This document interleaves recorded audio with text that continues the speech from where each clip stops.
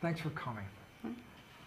Again this year, music and art have borne the brunt to meet the budget cuts required by the schools for their budget. Chapter 70 funds may help to restore some of those cuts. However, the policy of the schools has been to cut music and art before math and science. Is this a policy that you agree with? Well, first of all, just to say, I know as of today that all the cuts that were proposed are back in, with the $120,000 that are going back into the budget. The time of 45 minutes of music to 30 is back to 45. Fifth grade chorus is back, that was once cut. So we're at the same level of music classes that for next year that we were this year. So that's a good thing. However, after being in schools for so many years and going through lots of budget presentations and being a town meeting member for 10 years, the schools are always the largest budget, because every year you can do the best you can with censuses and figuring out how many people will be coming in, but you don't know when kids come in how many people are going to have to be on IEPs, how many services students are going to need, and you have to meet those needs of the students. And I feel like when the tough decisions need to be made, and seeing the cuts that were made this year, that although again you don't want to cut any art in music, my daughter, who is a freshman at the high school and a big musical theater person at both Pierce and the high school, and a big choir advocate, there was no fifth grade chorus. There was 30 minutes of music. We had art at that time every other week. We had library also every other week. Things that they have now, they didn't have then. It was unfortunate. But when you have to make tough decisions, when the Warren Committee goes to you and says, listen, you have to cut $500,000, you have to do what they tell you. You have to say, this is your budget. You have to turn in a budget with $500,000 less than what you have now. And a school committee member needs to make tough decisions about, it's not something you want to do, but as a leader on the committee, those are the things that you're there to do, to bring perspective, to say, well, if we have to cut, where do we cut? And my feeling is that, this is how I put it. Last year when there were cuts, the same proposed cuts were to music and art. And the other big thing that they bring up is that they would break the team approach at the middle school. Well, and they were going to possibly lose a science teacher. My whole thing is, in the community, as much as I love art and music in the schools, I can find art and music lessons for my children a lot easier than I can have them go into like a biochemistry lab and do that. So when you need to make tough decisions, it's not like it would be totally eliminated, but I find that the academics has to come first, because I don't think that the parent community can support those things for the children, where in the arts they could. Feel about user fees. Right now, user fees seem to be going up constantly. And I do think they have great programs. But the cost to the parents and to the children is going up and up. Yes, as someone who just paid $300 for my daughter to play spring tennis, I know what you're talking about. But again, in Milton, when you're faced with the budget cut, if you go out to parents in the community and say that, you know, we're going to bring down athletic fees, but cut special ed, that's not, you know, again, tough decisions, that's not going to fly, right?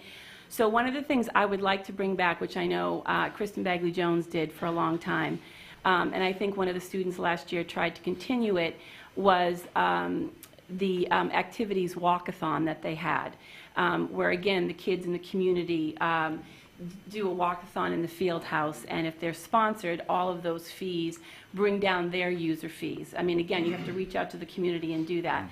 But I think that's something that if I get elected, I'd really like to bring back to help students to bring down the user fee. Another thing that I would like to see is that, Remember the minute. okay, you can give me a time if you want. No, go because ahead. Okay. Finish it. That I'd like to see happen is that sometimes, you know, if you reach out to other parents and you'd want to support a student in user fees, I see that a lot of the times in the community, that if the parent community knows that it's going to a specific place more than a general fund. You know, we do that sometimes on Pierce Leadership, even things with the 8th grade social or the 8th grade field day. Those things cost money, but we have always, when we put out the permission slips and form, ask the community at large if they'd like to sponsor a student who maybe wouldn't have the fees to be able to participate in those really important activities. And I think bringing something like that up to the high school level, you know, would be a good thing, and maybe some way to curtail the fees, because right now, as is, it's not going to be out of the budget. It is what it is. That's the reality of it. You want to answer? In view of the snowy winter this past winter, should there be an odd-year school year? Should we start planning for that? So when you say year-round, you mean through July and August? Yeah. No, I do not propose that. No vacation for the family? But just as a parent of a high schooler and a middle schooler, you know, kids today and the curriculum today, it is so much more intense than when I was there, and probably than when you were there. It would be unbelievable to see what kids are reading in 3rd grade now, what I was reading curriculum-wise in 6th grade. They are under a ton of pressure, something I worry about. I know that the CPAC committee actually is having a great speaker tomorrow night at Pierce about anxiety in children today, because it is huge.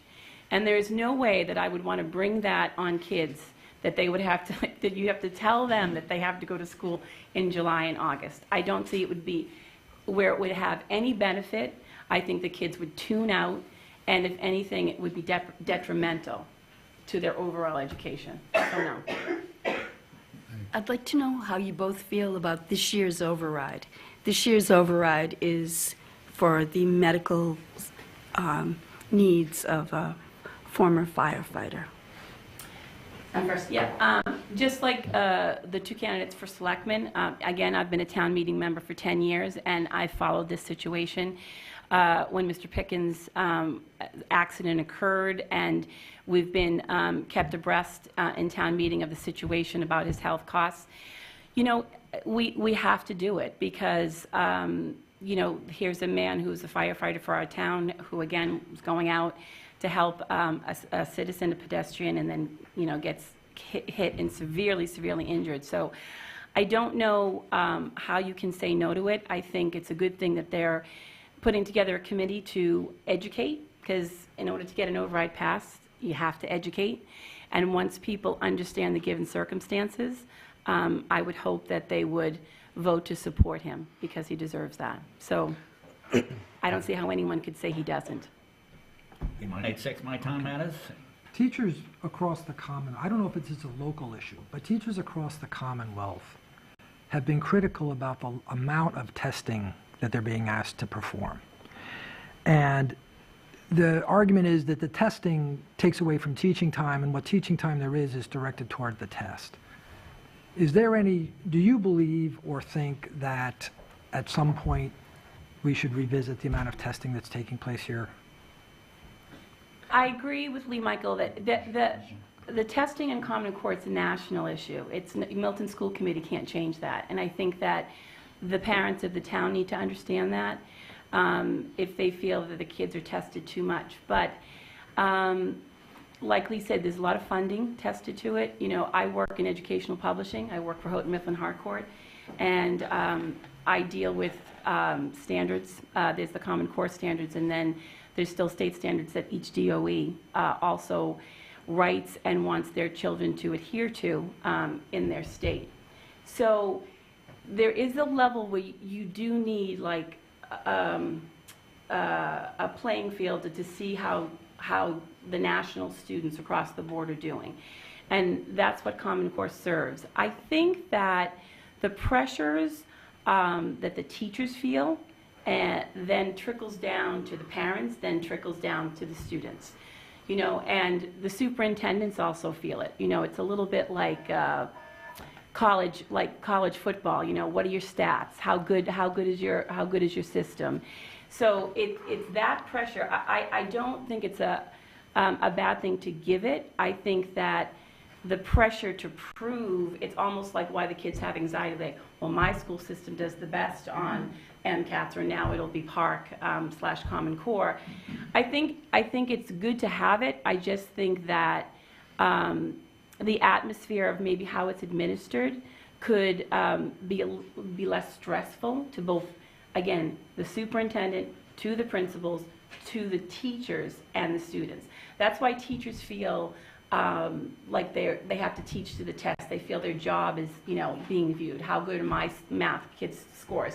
How well did my kids do in English? So, but I agree with you, Michael, that there's a place for standardized testing. I too didn't like it. You know, as a kid, I remember the California Achievement Test with the number 2 pencil, and you have 10 minutes, and the clock seemed to tick louder, and you could, you know, start sweating at it and that kind of thing. But kids today, my son just took the PARC today at Pierce electronically. It's the first time they administered it. I asked him about it tonight before I came over, how it went. He said it was different. He didn't say it was overwhelming. He said it was different because they have earbuds in, they do everything electronically. I think we need to give it time before we totally condemn it. You know, people don't like change, that's true, but I think we have to see where the PARC testing goes. We're one of the first communities in the state who are doing it. So it is a little overwhelming, I think, on the principals and the superintendent and maybe the administration, but I don't think we should totally condemn it. I think that the attitude of how we present it needs to be changed. And I just have one follow-up to that, that the anti-testing movement in a lot of people who sometimes choose private school because they say, well, we don't have, our kids won't be stressed out by the test and won't have to take the test. Most private schools in this area, they look at those MCATs before they let you in. So what does that say?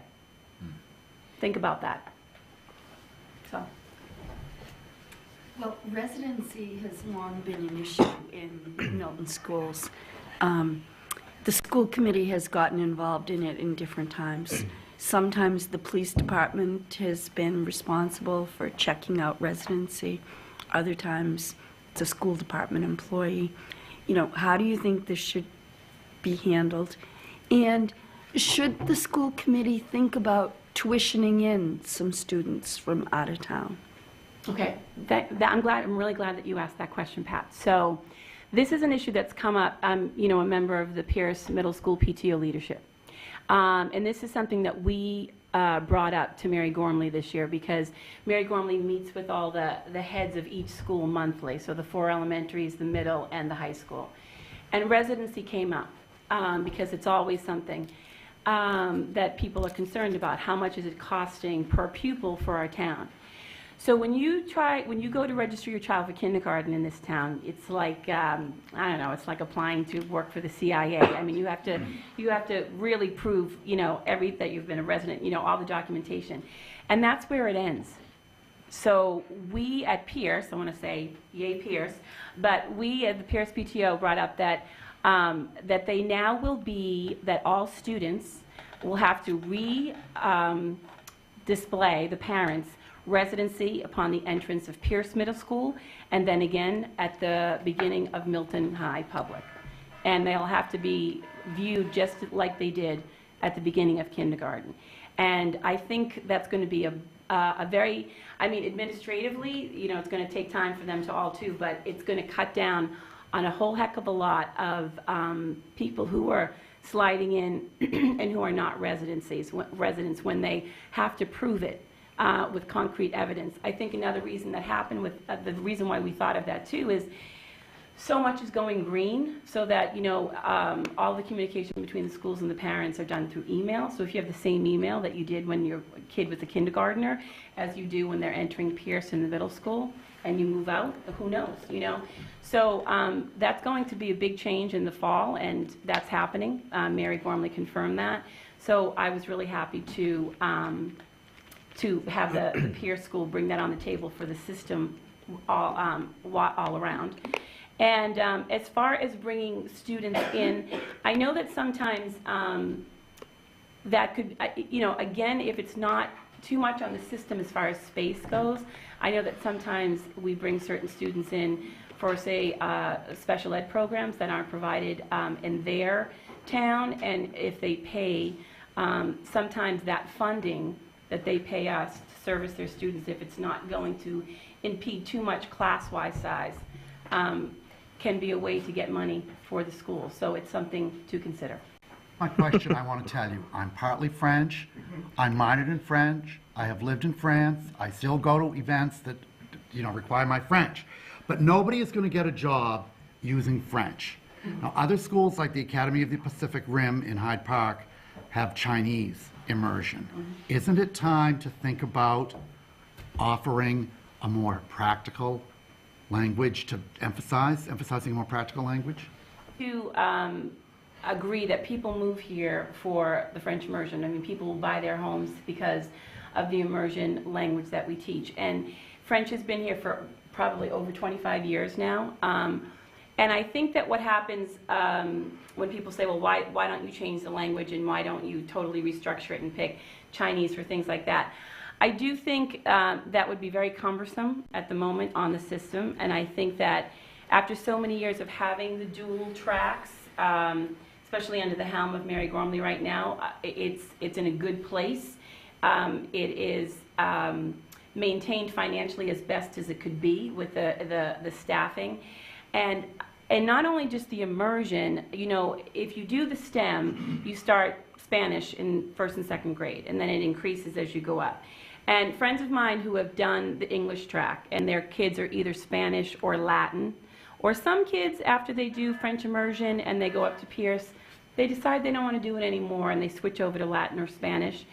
In general, Milton Public Schools, foreign language, that and their music department are so above and top-notch other public schools in this state, can't even compare. Yesterday, my friend and co-PTO leadership member, Karen Viveros, was saying, you know, they have relatives in Canton, Braintree, Westwood. Again, her kids are English track, 3 kids, some do Spanish, some do Latin. They're just so far advanced in foreign languages in general.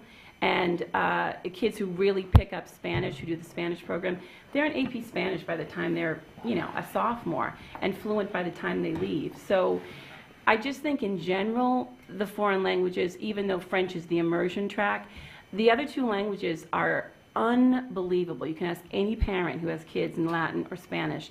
So I wouldn't change that, because I think that they're part of like the stellar cachet of this public school system. Frank, pass? Of the issues that have come up so far, you seem to be fully behind, endorse, and support the schools. Is there anything that you would work on or change or look to innovate with? Yeah, I'm first this time. Okay. Yeah. Yes, I mean, I think an area that I think needs re-examination, and I do know that Mary and her team are doing this, is special education. I think that that's always an area that needs to be re-examined. There's so many levels of special ed in the public schools now, and I was glad to hear, because when I spoke with the heads of the department, that they are doing a full reevaluation here to see how they manage it, how, you know, budgetary-wise, you know, how they administer it, how they set up the classrooms and where they put it. Special ed has a lot of mandates that you have to provide for students. It's very costly, and I think that examining it and making sure that every student at whatever level of special ed they're in, whatever part of the spectrum they may be on, that it's met, and that the director of special ed has good communication with CPAC parents. I feel like that it's getting better, but that's definitely an area of the schools, when I talk to parents of special ed students, that could improve, definitely. Can I just we have ask other you officers? too, because you have some great ideas, how you can do that and stay on budget? Because you're only allowed to go up 2.5%. Are you saying that you've got to have constant overrides, or are you saying it's possible to do it on budget? No, I agree. The STEM program, like Lee Michael said, it's getting more aggressive, even when you look at the numbers next year, believe it or not. At Cunningham, there's going to be 3 English tracks, which they are now called the STEM tracks, and only 1 French. And I think that's because parents in general, I think the STEM, young parents are looking, where are the jobs, where is the training? I know they're only entering first grade, but it is Milton then. And so STEM is something that they want their kids to have, and it's the program's doing well. It's going to continue to grow. I don't think to bring more STEM education into that English track now, and they have STEM programs at Pierce now, is going to really cost the system more money. It wouldn't mean that you need an override to have STEM in the schools. But it's just fine tuning the curriculum, bringing more intel from the outside about what kind of STEM programs you can teach both at the elementary and the middle school, and then when the kids go up to high school, however they apply it. So I don't think that that's a problem. And as far as the override goes, I too, with how everything is planned out, there will be an operational override next year for all the town utilities, and it will be 8 years since the last operational override. I think that shows pretty good fiscal responsibility, personally. So the problem with it is that people need to be educated. When people buy their house here and young parents come around, they don't say, how does your town government run, and what is Proposition 2.5? They don't ask that. They say, how's your school system? So I advocate all the time for young families to maybe run for town meeting, maybe educate themselves about how our town government runs, from the selectmen to the town meeting members, et cetera, who the warrant committee is, how they control the budget. I think education is key to everything, and I know we're all busy. I work full-time. I have 2, I would say young kids, I guess middle school, high school kids now. I know it's hard, but you have to educate yourself about the needs of your town. And in a town that only has 2.8% commercial tax base, operational overrides once every 8 years is not, I think, too much to ask, if it's planned out and done correctly. Lee Michael, do you want to take a minute, and do you want Sheila to go into her final 3 minutes? No, I'm fine. Why don't you make your closing statement, and then I'll make mine. Thank Okay, you. That's fine. So for people who don't know me in town, my name is Sheila Egan Varela, and I've been a resident for 14 years here. I have 2 children, a son, Miguel, who is a 6th grader at Pierce, and a daughter who's a freshman at the high school. Both my husband and I have been involved in the town community and town leadership and town politics since my Grace was probably 3 years old. I've served, as far as the schools go, Collicott Site Council. I've been chair of their cultural committee.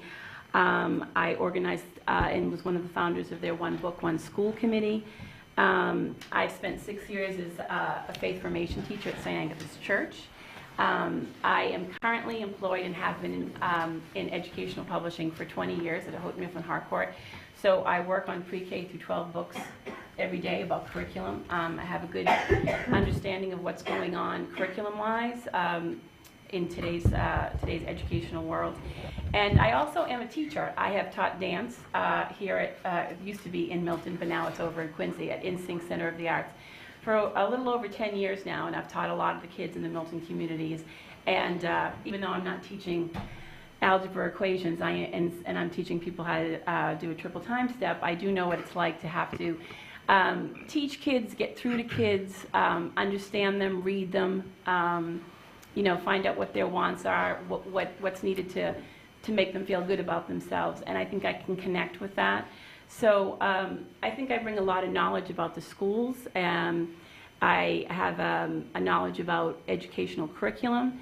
I'm a teacher myself and have been, like I said, over 10 years. And if elected, I think one of the things I have, even for the current members there, and I respect all of them that are there, I'll be the only one that has been through the elementary and has somebody in the schools now at the middle and the high school. And I think when tough decisions need to be made, the experience of assessing the needs of all the schools, elementary, Pierce, and high school, with a real hands-on voice will be a big addition to the current school committee. So I hope I can count on your vote on the 28th, one of your two choices. And I want to thank you all for hosting and asking such good questions tonight. Thank you very much.